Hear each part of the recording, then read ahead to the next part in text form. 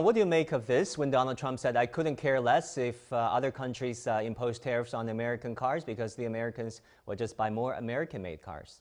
One is very clearly that he knows that the U.S. consumers are eventually going to foot the bill for the tariffs. So domestic car could see the price rise by $3,000, imported car could be $6,000, and any cars could be up to $10,000. Number two, I think it's clear that he's thinking using the tariff that's going to protect the domestic industries and to increase production.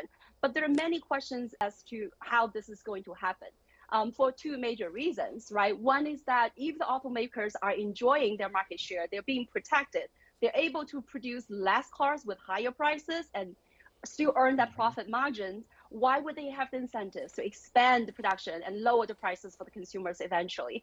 It's not going to happen. And second, tariff is not an effective tool to really re-industrialize the United States because it takes a lot more than just domestic protection. You need to invest in your infrastructure. The U.S.'s infrastructure is at a C- according to the Civilian Engineer Society.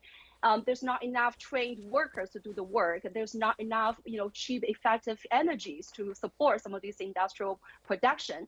Not to mention, companies, they're not really interested in the long-term investments and expand their workforce and so on and so forth. So when you look at the big auto companies, last year they spent $6 billion on stock buybacks. The money could have been spent on retraining the workforce and expand the production. They're not doing that. So I think, again, tariff is a terrible tool to accomplish those goals. It helped to deflect the attention for the U.S.'s inability to produce, but it's not really going to do the work of revitalizing the industrial sector.